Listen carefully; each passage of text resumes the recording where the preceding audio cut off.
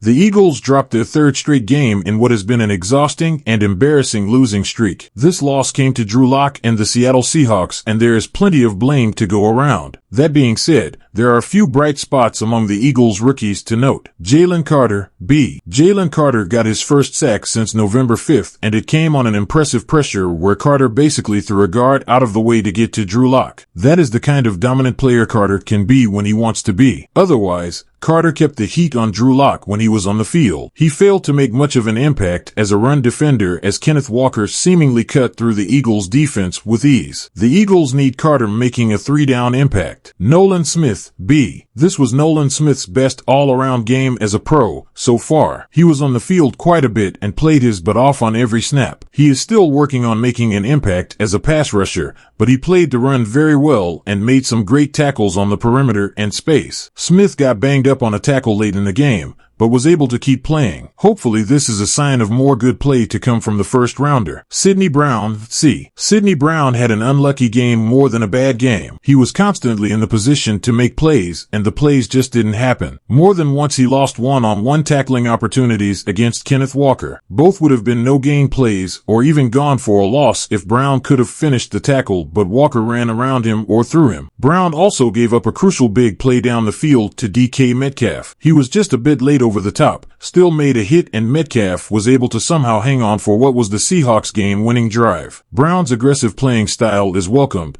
but it needs to be tempered a bit when it comes to finishing as a tackler. Kelee Ringo, B+. Kelee Ringo got his first NFL start and impressed mightily. He hung around in coverage with Seattle's impressive receivers, including breaking up a pass to DK Metcalf early in the game. Ringo also impressed as a tackler, playing the run fearlessly. After 15 weeks of really nothing much to speak of, Ringo was a revelation in this game. It looks like the Eagles can depend on Ringo to fill in for Darius Slay while the veteran is recovering from surgery. Eli Ricks, B. Eli Ricks rotated in as a third cornerback during this game. He had some nice plays in coverage. This is an encouraging development as he has struggled the last 2 months. Ricks leaves a lot to be desired as a run defender. Notably, he was bullied downfield on Kenneth Walker's touchdown run. Need to see more physicality than that. 3 Philadelphia Eagles who should be benched or fired after MNF collapse. No, the Philadelphia Eagles should not bench Jalen Hurts. I'm going to get that out of the way to begin with. Calls for Hurts' job, led by former NFL quarterback David Carr, are downright ridiculous given he was an MVP candidate just a few weeks ago. Hurts did not play well from the pocket on Monday night,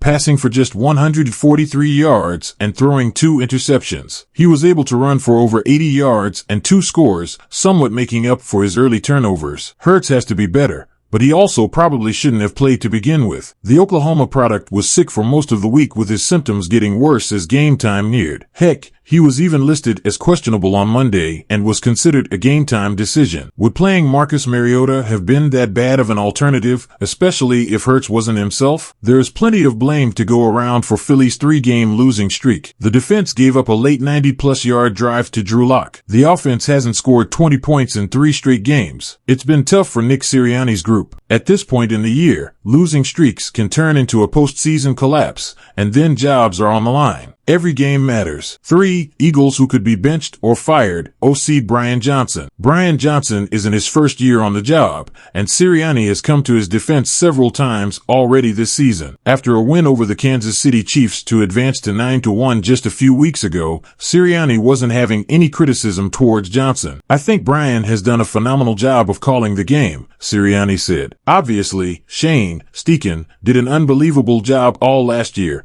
but I don't feel like we've missed a beat on offense. We've been in a good groove, and Brian has just done, to me, a great job of leading this group. Has done a great job calling the game, adjusting in the game. I just think he's done a top-notch job. Sirianni is right. Shane Steichen is gone, now coaching the Indianapolis Colts, who may make the playoffs in the AFC. Johnson's offense is no longer on a roll, though. If anything, they are struggling and tough to watch. Even Hurts has questioned the offense's commitment of late. I've been talking about execution all year, being on the same page, everyone being on the same page, Hurts said. We didn't execute. I don't think we're committed enough. Just got to turn it around. You know, it's a challenge that we have to embrace. Just continue to see it through. Should Philly's offensive struggles continue, don't be surprised if Johnson is let go at the end of the season. 2. Eagles who should be benched or fired, James Bradberry. As Section 215 wrote just last week, James Bradberry has to make this list. Bradberry has struggled in 2023 after making the Pro Bowl last season. Much of that can be attributed to the protection Darius Slay provided Bradberry in the secondary. With the Eagles' #1 target out, much of the load falls on Bradberry,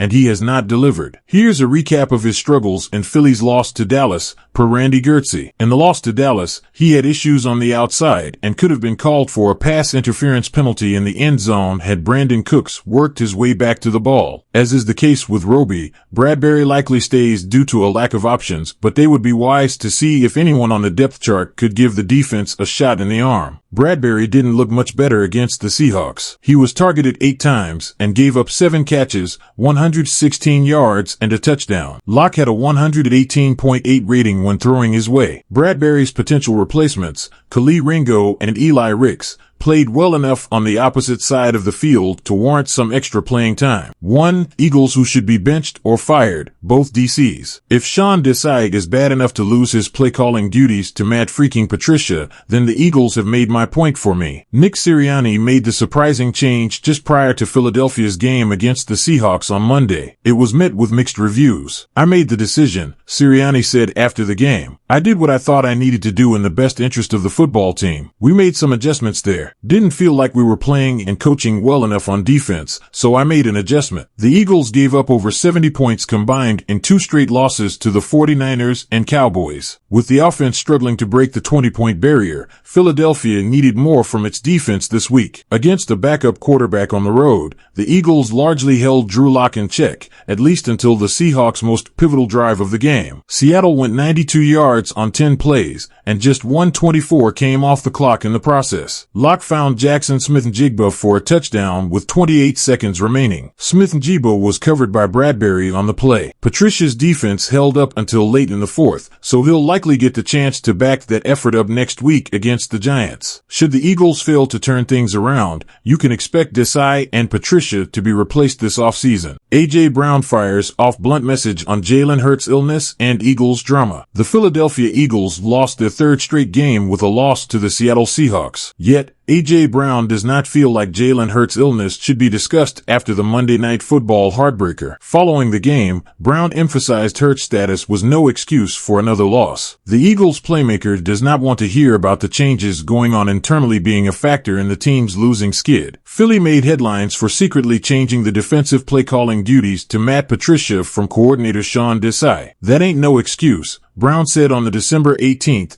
2023 edition of ESPN SportsCenter when asked about Hurts. We on the field, we playing. What goes on through the week, don't nobody care about what goes on with us through the week. No one cares about this shit. We have to play. I'm not making excuses, so there shouldn't be any. It is important to note that 2 things can be true at the same time. Given Hurts' status remained uncertain until hours before kickoff, it is hard to imagine the quarterback's health did not impact his play. Yet, the Eagles' offensive struggles extend well beyond the team's loss to the Seahawks. Eagles news, A.J. Brown led Philadelphia with 10 targets against the Seahawks in Week 15. Brown's frustration should not be tied to his involvement in the offense. The playmaker led the team with 10 targets against Seattle in the Week 15 loss. Brown posted 5 receptions for 56 yards and a losing effort. It can be argued that some of Hurts' mistakes were tied to forcing the football Brown's way. One point of note, Brown has not scored a touchdown during the Eagles' 3-game losing streak. Brown has been unable to find the end zone in 4 of Philly's last 5 contests. Nick Sirianni on Eagles QB Jalen Hurts. He was not feeling well at all. Eagles head coach Nick Sirianni was more vocal with his appreciation for Hurts playing through an illness. It was Hurts' idea to fly separate from the team in order to prevent others from getting sick. Yeah, he really fought hard, Sirianni explained during a December 19th press conference. Obviously, he was not feeling well at all. As you know, flying up separate, thought that was obviously really a good decision. Jalen brought that up of not flying with his teammates so he didn't get anybody else sick. And then, he fought through. Being sick like that is no fun and having to play in the rain and the cold. And so, he fought through and appreciate his efforts tonight to fight through in some tough times.